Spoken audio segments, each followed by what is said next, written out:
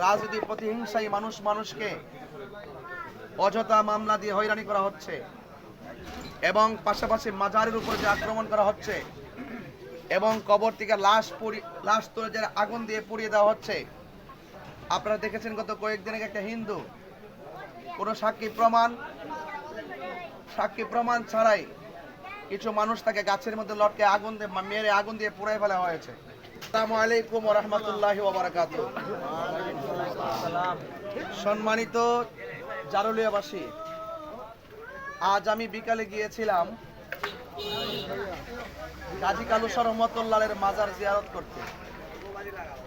জিয়ারতের পর আমি ইচ্ছা পোষণ করেছি যে যাওয়ার পথে আপনাদের সবার সাথে সৌজন্য সাক্ষাৎ করব এবং আপনাদের দোয়া নিব। সৌজন্য সাক্ষাৎ এবং দোয়ার প্রাক্কালে এইমাত্র আমরা এশার নামাজ আদায় করেছি। এশার নামাজের পর যে মুসল্লিয়ান কিরাম এসেছেন এবং যে সুন্নি জনতা এবং আপামর জনতা যারা এসেছেন এবং বাজার ব্যবসায়ী যারা এখানে আছেন, সবার প্রতি আমার আন্তরিক শ্রদ্ধা এবং ভালোবাসা।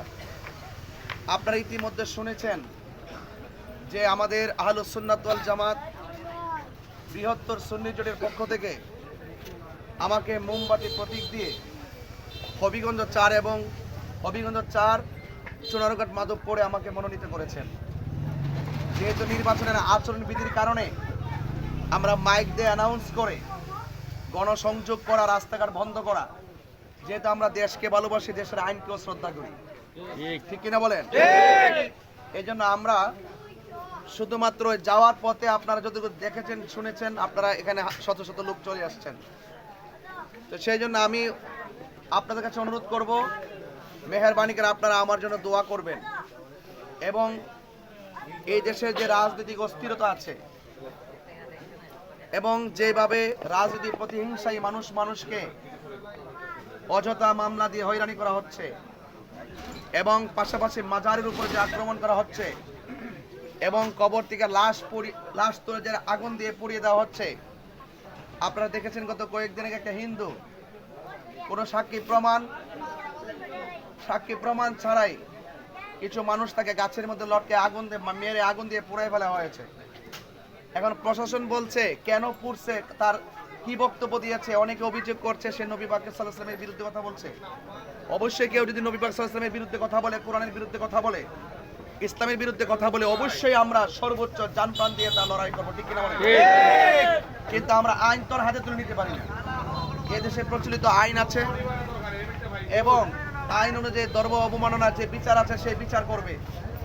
তাই বলে আপনার সাথে আমার মতদর্শের ভিন্নতা হলেই কাউকে মেরে ফেলা, কাউকে হত্যা করে ফেলা, কবর থেকে লাশ তুলে আগুন দিয়ে পুড়িয়ে ফেলা এবং মাজার ভেঙে ফেলা, এই সংস্কৃতিতে এটা এইভাবে যদি চলতে থাকে, আমি মনে করি এইভাবে বাংলাদেশ দেশ চলতে পারে না, ঠিক না? তো এই জন্য আমরা বরাবর স্বাধীনতার পর থেকে এই পর্যন্ত আমরা আহলুস সুন্নাত ওয়াল জামাত অনেক শান্তিপ্রিয়। তো এই রাজনৈতিক অস্থিরতা, পারস্পরিক প্রতিহিংসা, এই সমস্ত বিষয়াদি দূর করে সম্প্রীতির বাংলাদেশ গড়তে আহলুস সুন্নাত ওয়াল জামাত অবশ্যই রাষ্ট্রের হাল ধরতে হবে এবং মানুষের অধিকার আদায়ের জন্য রাষ্ট্রের গুরুত্বপূর্ণ জায়গায় কথা বলতে হবে এবং যেমন এই যে আমাদের দেশে যেই রকম যত সুবিধা বঞ্চিত মানুষ আছে, সেই সুবিধা বঞ্চিত মানুষের পাশে দাঁড়াতে হবে এবং পাশাপাশি চা শ্রমিকদের যে কষ্ট, দুঃখ, দুর্দশা আমাদের বিগত দিন আমরা দেখেছি, আমাদের অনেক আশ্বাস দেয়, কারণ এই আশ্বাসের সাথে বিশ্বাসের মিল পাওয়া যায় না, কথা বলতে। তো আমরা যেহেতু ধর্মকে ধারণ করি, ধর্মকে পালন করি, আমরা মুখে যে কথাটা বলবো সেই কথাটা আমরা ইসলামী মূল্যবোধের চেতনায় জান প্রাণ দিয়ে এটা রক্ষা করার চেষ্টা করব। কারণ সবাই এদেশে হিন্দু, খ্রিস্টান, মুসলমান যার যার ধর্ম পালন করবে, কেউ কারো ধর্মের উপরে হস্তক্ষেপ করবে না, এটাই আমাদের ইসলামের মূল্যবোধের শিক্ষা, কথা বলেন ঠিক কিনা? এই জন্য আমি ধনী দরিদ্র এরাও যে মানুষ, চা শ্রমিকরা যে এরাও যে মানুষ, আজকে আমি গিয়েছিলাম শুধুমাত্র একটা কথাই তাদের, শুধুমাত্র এতটুকুই কথা যে আমরা একটু স্বাভাবিকভাবে সুস্থতার সাথে এবং আনন্দের সাথে একটু বাঁচতে চাই। ওরা বড় বড় বিল্ডিং চায় না, ওরা শুধু চায় যে তাদের যে কষ্টটা যেন এই দেশের রাষ্ট্রযন্ত্র বুঝে এবং তাদের পাশে যেন একটু দাঁড়ায়।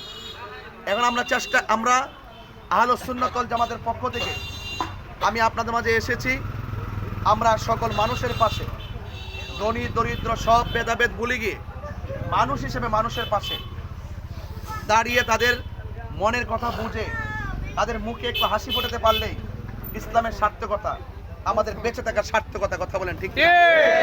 এই জন্য মোমবাতি নিজে জ্বলে অন্যজনকে আলো দেয়। সত্যিটা বলছি তো? আহলুস সুন্নাত ওয়াল জামাত সেইভাবে ঘাম জড়িয়ে মানুষের মুখে হাসি ফোটানোর জন্য তারা কাজ করবে। আপনারা সবাই পাশে থাকবেন। এখানে আমাদের অনেক দরবারের মুরিদান আছে না? বিশেষ করে এখানে সোনাকান্দা দরবারের অসংখ্য মুরিদান আছে কিনা বলেন? তো আমরা যে যে দরবারের পীরের মুরিদ হন না কেন, পীর যার যার, সুন্নি জামাত এক কাতার। কথা বলেন ঠিক না? এই জন্য রাষ্ট্রের যেই কোনো ক্রাইসিস মুভমেন্টে দায়িত্ব নেওয়া এটা রাষ্ট্রের প্রত্যেকটা নাগরিকের দায়িত্ব। এই জন্য যে যে দরবার আছেন, ফুলতলি দরবার শরীফ আছেন এবং সোনাকান্দা দরবার শরীফ আছেন, আট্রসি দরবার শরীফ আছেন এবং ভান্ডার শরীফের দরবার শরীফ আছেন, সিরাজগঞ্জের দরবার আছেন, এই বাংলাদেশের যত দরবারের মুরিদের এখানে আছেন, আমি সকলকে বলবো যে এইভাবে রাজনৈতিক অস্থিরতা শুরু হয়েছে, সকলকে ঐক্যবদ্ধভাবে মানুষের পাশে দাঁড়াতে হবে। ঠিক না?